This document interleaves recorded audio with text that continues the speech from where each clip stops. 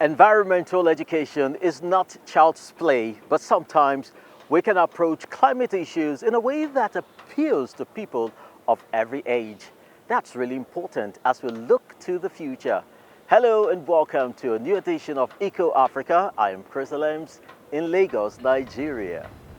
And I am Sandra Kahomza Twinobio, co-hosting from Kampala, right here in Uganda. And this week, we have another round of exciting reports about conservation and sustainability. Here is what we have coming up. Joining forces to safeguard wetlands in Guinea. Making olive production more resilient in Tunisia. And a farmer using photography to raise awareness in Kenya. The Gambia has a fairly short coastline, and communities there face the threat of overfishing. Now, a recent report by Amnesty International revealed that it is one of the 6 African countries that together lose at least 2.1 billion euros every single year due to illegal or unregulated fishing. At the same time, local fish meal factories are having a detrimental impact on marine ecosystems and the people who depend on them.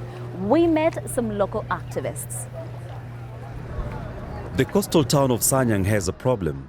Every day, fishers unload almost their entire catch here to be taken by truck to a nearby factory where it's turned into fish meal. It's been like this for 6 years, and both people and nature are suffering the consequences here in southwestern Gambia. That's something environmentalist Mohamed Jabang and his fellow activists are determined to change. Ever since the factory was built, they've been calling for a more sustainable use of their region's resources. The marine economy or the blue economy is very important for our survival here as a community in Sanyang. Because, we solely depend on fish. Overfishing by large trawlers is creating havoc all along the coast of West Africa. 90% of these vessels are foreign-owned. Gambia is among the countries affected. For a few years now, some of these trawlers have been delivering their catch to Sanyang's fish meal factory. The fish meal is exported to China. It takes 4.5 kg of fish to produce 1 kg of fish meal. In order to work efficiently, the factory needs 500 tons of fish every day, and only large trawlers can deliver such quantities. That leaves local fishermen with even less to catch. Currently, we can't fish a lot in the sea because of the presence of the big boats from Senegal, posing significant challenges for us. We urgently appeal to the government to intervene. They are depleting the fish population, and if this trend persists, there will be no fish left in the Gambian waters within the next 2 to 3 years.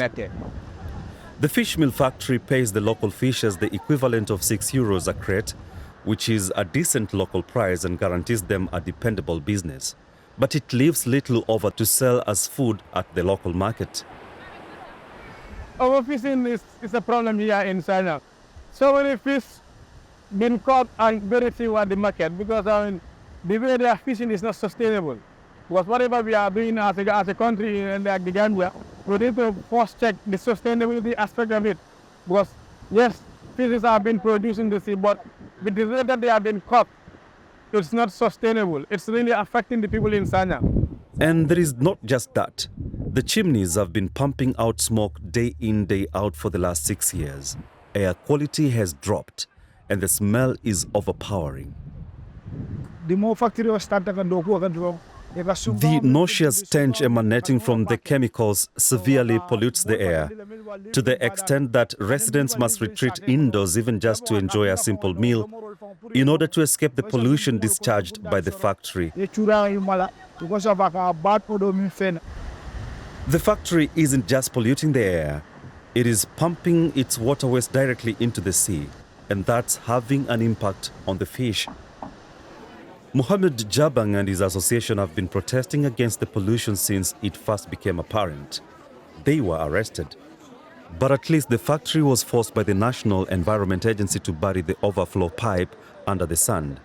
The environmental activists are now trying to bring about change via dialogue. But neither the fishing community, the factory operators, nor the government officials were prepared to talk to DW about it. The fish meal factory may provide a reliable income for fishers, but it encourages them to overfish. Mohammed Jabang is trying to get them to use more sustainable methods to protect nearshore fish stocks.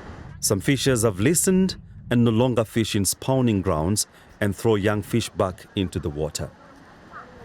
Among the key pillars of our existence is from every activity or before any activity, we call on each other and our fellow youths and other individuals within the community so that we can have a dialogue. As well as raising awareness, the activists go to the beach once a month, together with volunteers to collect plastic waste. They know that such efforts are just small steps, but they help to keep them going. We now travel along the Atlantic coast from the Gambia to northern Guinea and from overfishing to endangered wetlands. These precious ecosystems need to be properly looked after. Yes, Sandra, and not just because they are habitat to so many species, but also because they are vital to humans too. We'll visit an archipelago to see how conservation efforts are helping to save nature, while also protecting the interest of local communities. Good luck. Off you go. Run fast. This young turtle has made it, as have many of its siblings, here on the Trista Islands. Local eco-guards have kept the eggs safe from poachers and are now shielding the baby turtles from birds as they flipper their way across the beach. Protecting the nesting areas is a community effort. We have our eco-guards who keep watch morning and evening. They're from the village themselves. Just by their very presence, by educating their families, they're our weapons. Nobody touches anything.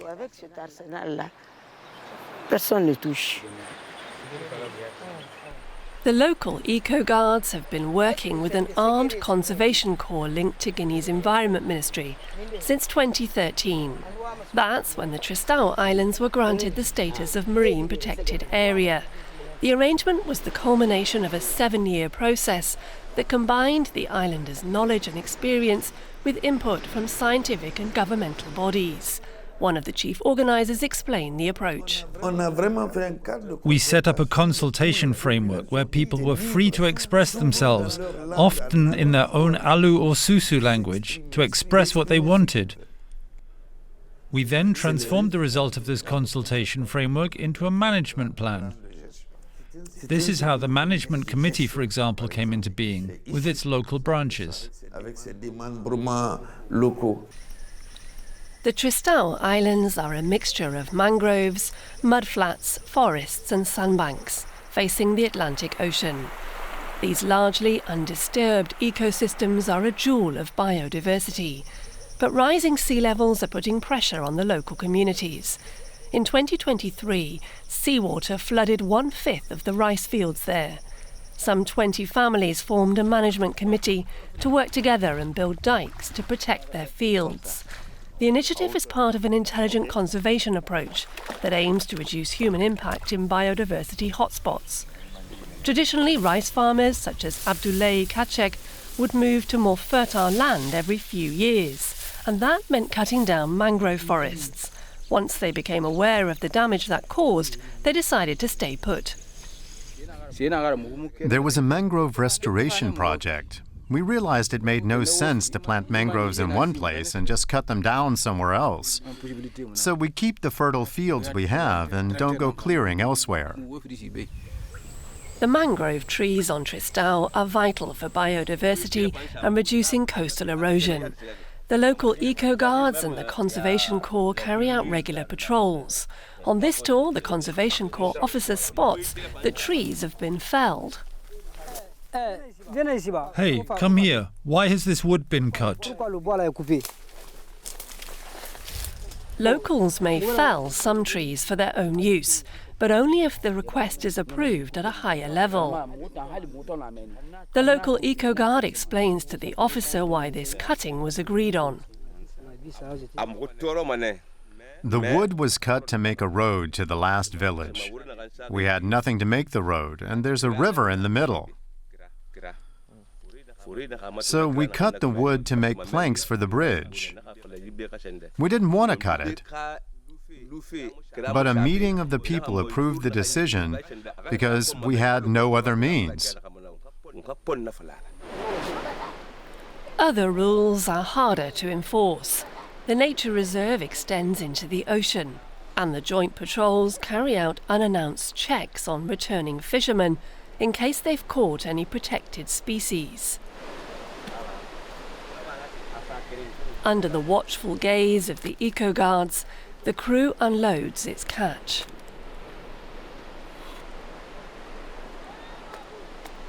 These rays are critically endangered.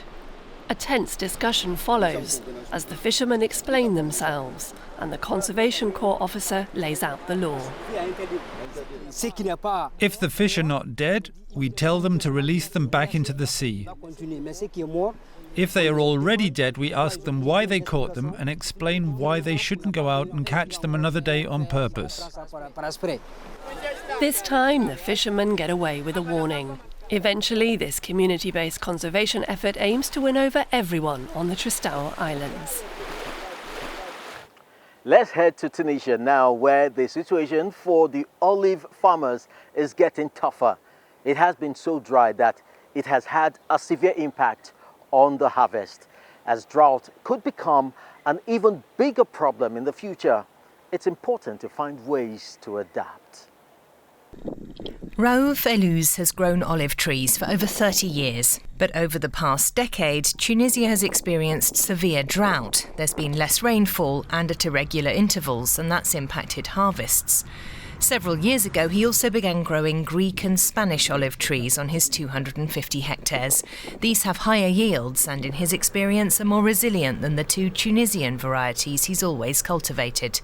With the Spanish trees, I've noticed improvements in oil production. I'm harvesting a higher quality oil than I did from the local chumlali tree. And secondly, the fruit can cope with drought better. I have more olives that stay green. They don't dry out so fast. Many other large-scale farms here have also shifted to Spanish olive varieties, but there have still been crop shortfalls. In the last 5 years, Tunisia has suffered from extreme weather conditions. The Sfax region in the east of the country has traditionally had the country's highest olive oil production. But yields have dropped here too. Raouf Elouz says it's a struggle. Economically, it's a disaster, because in recent years, production costs have increased 5-fold, then 6-fold, and then 7-fold. If it were only the cost of gas and diesel for the tractors, everything here runs on diesel, the prices would have doubled. But labor costs have also risen dramatically because the drought means more and more people are leaving the region and looking for work in the city. The lower yields and higher costs are not only a problem for farmers. Oil producers are also feeling the impact. Of the Sfax region's 348 oil mills, only 70 are currently up and running because there are simply not enough olives to process. Production in Sfax has halved. This is mainly due to the drought and the lack of rain. That's why the price of olive oil has gone up so much. And the quality is affected too. The olives are drier, they have too little water content, and that makes them more acidic. Olive growers in Greece, Portugal and Spain are also affected by drought. Olive oil prices have exploded here too. Farmers in Andalusia in southern Spain now have a harvest period of just 14 to 30 days rather than the usual 100. A third of farmers here already irrigate their olive trees, but water supplies are limited. There is no water.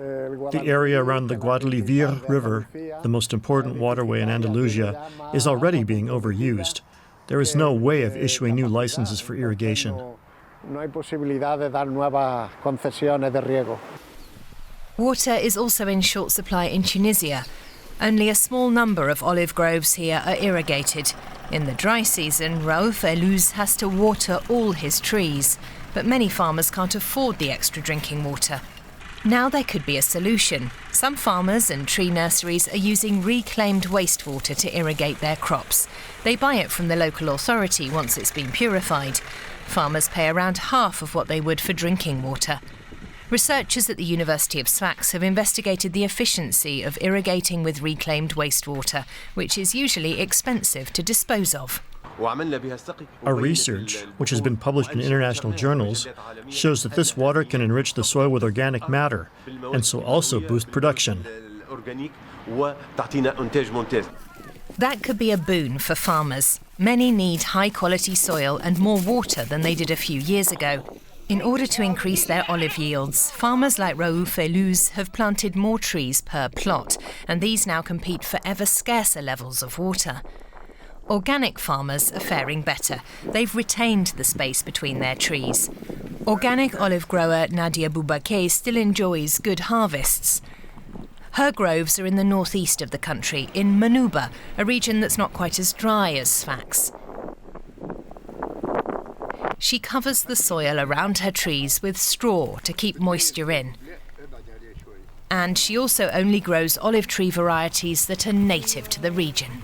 We will always support our different native varieties with all their peculiarities. And these varieties have been growing and thriving here for centuries. They've had time to adapt to the different conditions of this microclimate. Her strategy has paid off. In 2022, Nadia Boubaké was awarded the prize for the best female olive oil producer, and her olive oil was named the best in Tunisia. It's fair to say that no one enjoys being in hospital. It's often a stressful environment.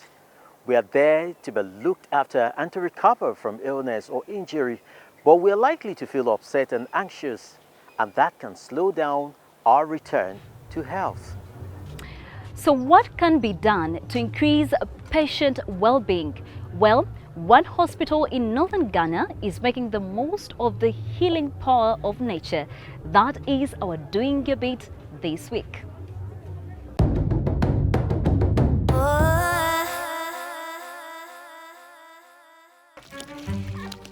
These ducks are part of an unconventional therapeutic program at the Eco Hospital in Wa, northwestern Ghana. The patients here get professional medical attention too, of course. Their blood pressure is measured and ointment is applied when necessary. But in the Eco Hospital, that's only half of the road to recovery. It's time for our nature tour. Eugene Bamuna suffers from high blood pressure and knee problems, but he's going outdoors anyway as part of his treatment. Accompanied by human healthcare workers, of course, Eugene is going to feed the non-human staff. Just like I was feeding them, I was very happy, and the way they were behaving, you see. So it takes you a diversion, it diverts your mind from the sickness for some time at least. And the garden of the Eco Hospital is environmentally friendly too. No chemicals are used. Organic corn, lettuce and wild cabbage are a healthy addition to hospital meals. Eugene Bamuna benefits from being in these surroundings and helping with the harvest. We do not claim that the environment will completely provide healing, but we are certain that the patients recovering in environments like this, watching their facial expression of happiness, engaging nature and all these things contribute in a way towards the general well-being of the people who receive services within this environment. These catfish are also part of the nature tour. They'll soon be ending up on the patients' plates or will be sold to help fund the Eco Hospital.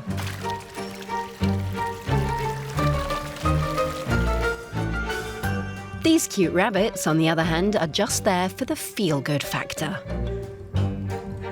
And at the end of the tour, it's time for refreshments. And what could be better than the watermelon that Eugene Bamuna just picked himself? Many people don't realize that the trade in exotic animals threatens the biodiversity in the places where those animals come from. But one man from the Samburu community in Kenya is challenging poaching and other threats to wildlife.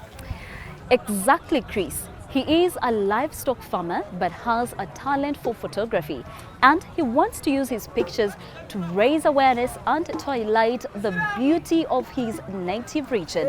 He is our eco-hero this week.